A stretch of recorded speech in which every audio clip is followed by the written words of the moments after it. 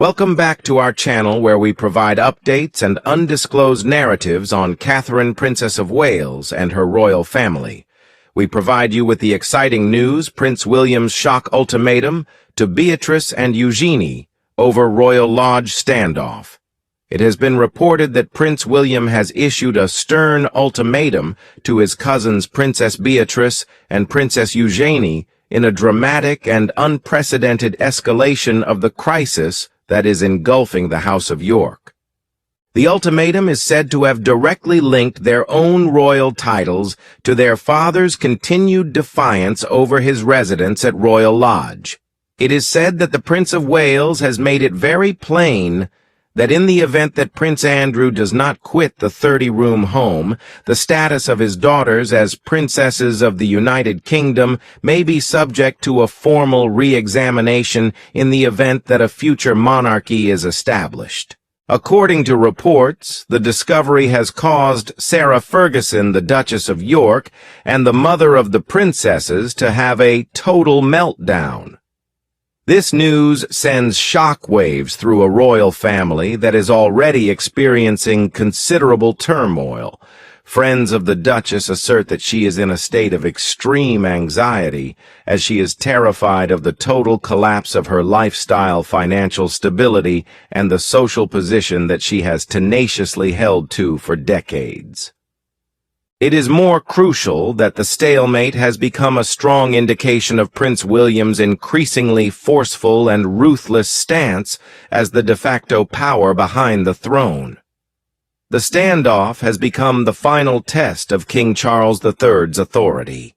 This family feud, which was previously a private affair that was festering behind the walls of the palace, has now burst into a public spectacle revealing profound divisions within the Windsor dynasty. It is a fundamental collision of philosophies at its core, the old emotional monarchy that pampered its members on the one hand, and the modern streamlined vision championed by William, in which royal legitimacy is earned by public service, and not only by heredity alone on the other. An ultimatum, which is also sometimes referred to as a prince's bet, Emily Maitlis, a seasoned journalist, disclosed the high-stakes conversation that led to the disclosure of the bombshell charge that William had actively engaged in the issue. This information was made public by Emily Maitlis. Maitlis added that the message was delivered with a level of clarity that was frightening at a meeting between the Prince of Wales and his cousins. The meeting took place, and the message was delivered. There was a question over whether there had been a meeting earlier in the day between Prince William and the princesses Beatrice and Eugenie, saying, "You guys have got to get your dad to move out of Royal Lodge, otherwise we will start re-examining the state of your own titles," Maitlis explained to reporters. It was reported that the prince and the princesses had a meeting earlier in the day. The meeting was supposed to have taken place. She went on to explain the pressure that was being placed, adding, "They are currently permitted to be princesses, but there was a bit of pressure we understand being put on the princesses to say, you know, this is going to happen." She went on to claim that the princesses were being put under a lot of pressure to say anything they wanted, in order to take advantage of Andrew's paternal impulses and force him to choose between his personal comfort and the positions that his daughters hold dear. This strategic move was made. The motive behind this move is clearly evident. According to Maitlis, who made the comment, "Obviously, it is easy to understand why Andrew, as a father, would want to kind of keep his daughters happy and keep their titles in place regardless of what happens." Maitlis made the statement. The comment gives credibility to the prior reporting that was made by Sykes, who stated that Prince William was actively exploring plans to deprive non-working royals of their HRH and princely titles upon his succession to the throne. This statement was made by Tom Sykes of The Royalist, who reported that Prince William was actively contemplating plans to do so. According to Sykes, Prince William threatens to strip Beatrice and Eugenie's titles over Andrew's Royal Lodge standoff, which portrayed the problem as a direct consequence of Andrew's intransigence. The situation was depicted as a direct result of Andrew's refusal to compromise. The power dynamics inside the palace have undergone a substantial shift as a result of this move. Because King Charles is now dealing with a sickness and is often seen as being indecisive or unduly emotional toward his brother, Prince William has assumed authority of the royal family. This is due to the fact that King Charles is struggling with his illness. An insider paints a picture of a future monarch who is driven by anger at the reputational injury that the Andrew incident continues to inflict and irritation with the slow-turning wheels of the old guard. This is the image that is painted by those who are connected to the situation. It has been said by a source that William has emerged as the ruthless de facto power, which highlights his role in the process of arranging the effort to convince Andrew to stop using his title of Duke of York. This was a move that the old guard of the palace had maintained repeatedly for a long time was impossible. The dispute surrounding Royal Lodge is being seen as a test case for the kind of monarchy that he intends to rule, and he has also begun to directly steer the negotiations for the eviction. Rationalism in financial matters, a lack of emotional attachment, and an intolerance for contentious debate are the driving principles. The following is a concise explanation of the Prince of Wales's philosophy, which was offered by a person who is close to the Prince of Wales. William's viewpoint is clear. You are not permitted to rely on the crown for your means of subsistence if you are not employed by the crown by any means. The confrontation that took place at Royal Lodge is illustrative of resistance against authority. Since the year 2004, Prince Andrew has made his residence at the magnificent estate known as Royal Lodge, which is located in Windsor Great Park, and is classed as Grade 2. In the midst of all of this maelstrom of activity, it is at the core. He is said to have invested more than £7 million of his own money into the upkeep of the house, which has led to the Crown Estate awarding him a lease for a term of 75 years. This is according to the stories that have been made public. It is a luxury property that contains 30 rooms, a private chapel, a swimming pool, and 98 acres of grounds that are fully private. The palace, which was once the residence of the Queen Mother in Windsor, is located in the city of Windsor. King Charles, on the other hand, is experiencing a significant decline in both his financial situation and his status as a result of the property. In light of the fact that the annual upkeep is estimated to be massive, it seems unfathomable that his disgraced brother would be able to live in such opulent grandeur at a time when the monarchy is striving to portray itself as fiscally responsible. The king has repeatedly convinced Andrew to downsize to the more modest but still lovely Frogmore Cottage, which is the newly constructed former property of the Duke and Duchess of Sussex after they moved out of their old residence. The king has been successful in convincing Andrew to downsize to Frogmore Cottage each and every time. Andrew has been steadfast in his unwillingness to accept the offer. In the opinion of Tom Sykes, staying put is simply good business. This is something that he has seen. After the loss of his military titles, royal patronages, and the use of his HRH style in the wake of the sexual assault lawsuit filed by Virginia Giuffre, which he settled out of court for a reported £12 million, he considered the lease to be unbreakable and considers any move to be a sign of capitulation. He also considers any move to be a further stripping of his status.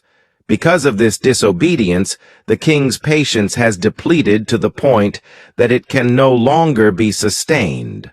The situation has become so hazardous that the palace is said to have organized an unusual media event in response to the crisis.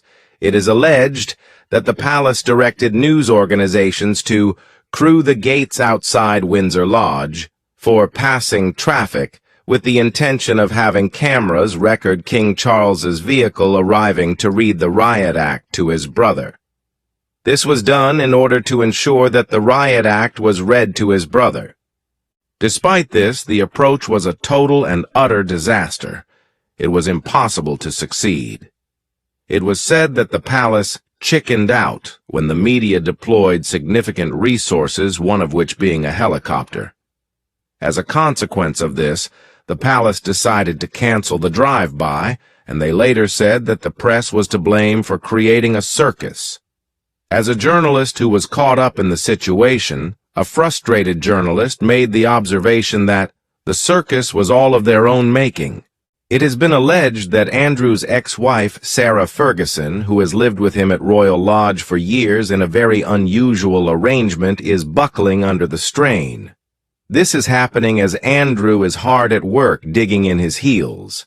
As someone who has created a successful business career on the foundation of her royal relationship, the Duchess of York views the possibility of losing Royal Lodge as a possibility that threatens her own existence.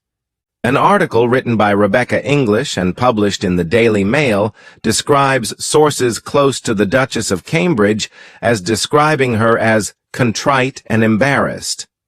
However, they also describe her as being terrified that the scandal has fatally damaged her own business interests. These include a series of new fictional books, with publishers allegedly becoming more wary of the situation.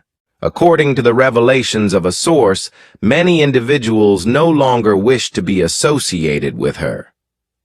Since she has nowhere to go and no one to go with, the fact is that she is completely helpless. There is a lot riding on the outcome of her situations. Throughout a recent family gathering, the Duchess of York was claimed to be wailing over the idea of losing her property and the title of Duchess of York, which has been her principal cash cow for almost 4 decades. It was said that her anguish was obvious throughout this gathering. The matter has become more difficult as a result of contradictory stories of a planned 2-home solution. It has been alleged that the couple was offered both Frogmore Cottage for Andrew and the adjoining Adelaide Cottage for Fergie. However, sources close to the Duchess have vehemently rejected this, stating that the offer was made months ago as an early bargaining technique and that no demands have been made by the pair. They have said that the offer was made in an emotional manner. On the other hand, some who are inside the palace have said that they simply do not recognize this version of events. A royal analyst by the name of Angela Levin provided a harsh analysis of the predicament that the Duchess is in. "I have the impression that Fergie is crying for herself in this situation," she said. Decades after she formally left the royal family, it is absurd to think that the royal family, which in many ways does imply the British taxpayer, should be responsible for finding her a new place to live. It's really crazy. The criticism offered by Levin dives into the contentious history of Ferguson, which has been a source of humiliation for the monarchy for a considerable amount of time. This includes the sting operation that was conducted by the News of the World in 2010, in which she was caught on tape seeking to sell access to Prince Andrew for the sum of $500,000, as well as her more recent links to the convicted sexual criminal Jeffrey Epstein, which have caused her a great deal of harm. It came out that Epstein had given Ferguson a loan to assist her in paying off her obligations, despite the fact that she had first denied the allegations. Levin makes the most damning argument possible by pointing to Ferguson's choice to take her girls to see Epstein after he was released from jail for violating the rights of a minor. Levin said, "I couldn't believe that any mother would do that to her children," making it clear that he had no compassion for the situation that the Duchess of Cambridge is now in. She has acted in a reprehensible manner, and she has lied in a reprehensible manner. If all the books have been closed, that is going to be her bad luck. There is a test of loyalty and character in the story of the princesses in the middle. It is Princess Beatrice and Princess Eugenie who are caught in the crossfire of this conflict. They were formerly considered to be members of the firm who were on the periphery, if not privileged, but now they are at the center of a crisis that threatens their entire identity. An article written by Barbara Davies and published in the Daily Mail offers a bleak image of a family gathering that took place at Royal Lodge and was described as a highly fraught affair. As a result, the previously strong unit was described as fractured. Princess Eugenie, who spends most of her time in Portugal with her husband and children, did not even turn up to the crisis meeting that was held. In the course of a phone conversation, Princess Beatrice was caught saying that she couldn't bring herself to look at the Sunday paper. It would seem that this comment was captured by a witness who saw Princess Beatrice when she was at a park. An ultimatum has been presented to them by one of their cousins, William, which puts them in an unsustainable predicament. Either they should exert pressure on their father and risk his wrath, or they should reject the future king and put their own status in jeopardy.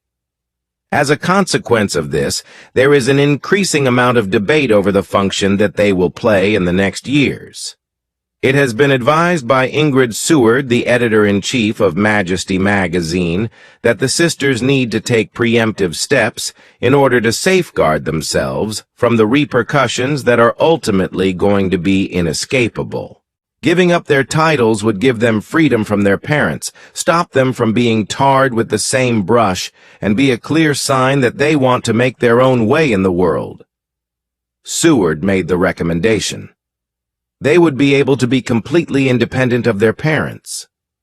I believe that people would have a great deal of respect for them because of it, and I believe that in the end they would be happier. In light of the manner in which they were brought up, an action of this kind would constitute a substantial departure.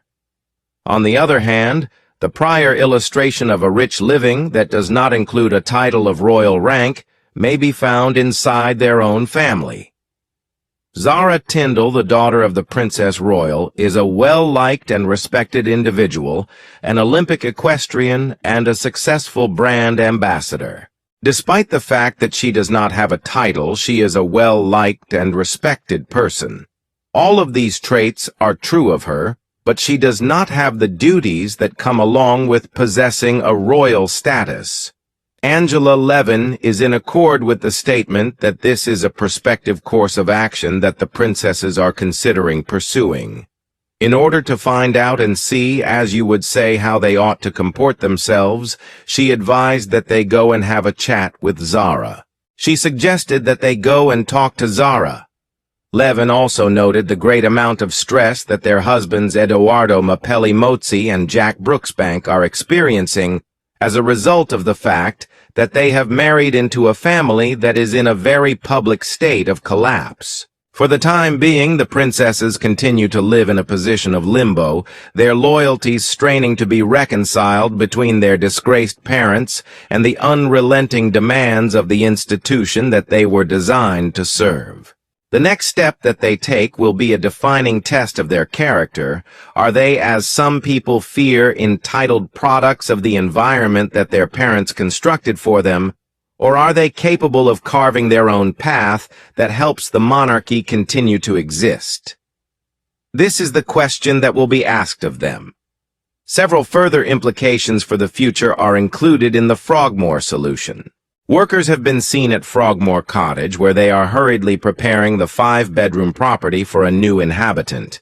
Workers have been spotted there.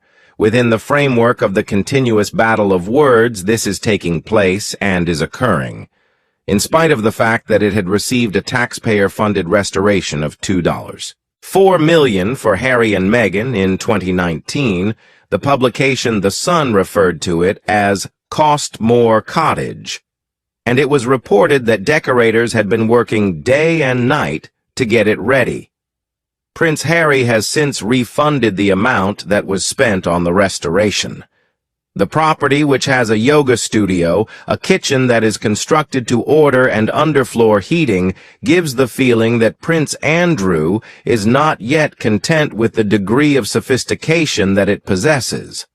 It has been said that he has voiced his discontent with the limited space, particularly when Harry and Meghan partitioned off a number of areas in the house. It is precisely this entitlement attitude that Prince William is making a concerted effort to eradicate from society. A significant number of individuals are of the opinion that the migration to Frogmore is only a cosmetic remedy, even in the event that it is carried out. The public are not going to be any less angry because they have gone from one massive mansion in the Windsor Park estate to two more smaller mansions within the Windsor Park estate, according to a political analyst. The public's anger will not decrease, but rather increase. Sincerity compels me to admit that I am unable to fathom how this may possibly be a solution to the problem at all. The circumstances surrounding Andrew are no longer only about the conduct of a single person. Rather, they have become inextricably linked to the second significant breach in the royal family, which is the one that concerns the Duke and Duchess of Sussex. This is because the situation has become inextricably linked to the problem. The incapacity of the firm to adequately resolve the issues that included Andrew and Fergie in the last few decades is an obvious parallel that royal watchers make between the current threat that Harry and Meghan face in California and the crisis that occurred in the past. This danger is always present, and it continues to be a cause for worry. If there's one thing to learn from Fergie and Andrew, it's that if you'd just dealt with this whole thing back in 2011, we wouldn't have had 15 years of these headlines. Dan Wooten, the presenter of the show that first aired these claims, said, "If you'd just dealt with it back before 2011, we wouldn't have had these headlines. If you'd just dealt with this whole thing back in 2011, we wouldn't have had them." In light of the fact that the drip-drip effect of controversy has resulted in a significant amount of damage, William is steadfast in his determination to steer clear of repeating the mistakes that he has made in the past. As a consequence of their eagerness to acquire money and their willingness to make use of their royal status, the argument is that Harry and Meghan represent a future version of the predicament that Andrew and Fergie were confronted with. According to the opinion of a knowledgeable individual, their children Archie and Lilibet have royal titles and represent what he referred to as an unexploded bomb. The possibility that these titles would be sold for a profit in the future is a source of worry, since it would give rise to a new generation of reputational problems for the reigning monarchy. Charles, you need to take care of it right now. It is imperative that you take immediate action, is the urgent cry that comes from those who are aware of the situation. According to their argument, all non-working royals who utilize their status for the purpose of generating personal advantage need to be held to the same stringent standard. This is the position that they are taking. As a consequence of the institution's failure to adhere to this standard on a regular basis, the vulnerability of the institution becomes apparent. Uncertainty regarding the future of the monarchy. Not only does the ultimatum that Prince William has issued to his cousins constitute a threat to the family, but it also serves as a declaration of intent. The House of Windsor is entering a new era, one that is more realistic and perhaps more severe than the one that came before it. This event marks the beginning of this new age. The end of a period of luxury is also marked by this event. The Prince of Wales is making it quite clear that the survival of the monarchy is dependent on its ability to command the respect of the general people, to enforce discipline, and to sever ties with individuals who bring disrepute to the institution. He does this by painting a distinct line on the lawns of Windsor, which are well maintained. The future of Prince Andrew Sarah Ferguson and even Princesses Beatrice and Eugenie is now unknown. No one knows what will happen to them. Their destinies are being scrutinized in great detail. The method in which this contentious family conflict is settled, on the other hand, will have consequences that will be felt well beyond the limits of Royal Lodge. The British monarchy will be able to choose whether it is capable of properly adapting to the merciless demands of the 21st century, or if it will continue to be fatally handicapped by the ghosts of its past. This decision will be made by the British government. In addition to this, it will have an effect on the personality of King William V's reign. A residence is not the only thing that is at risk in this conflict. The fate of the crown itself is also at stake in this conflict. Thank you for watching the video. Please let us know your thoughts, and goodbye for now.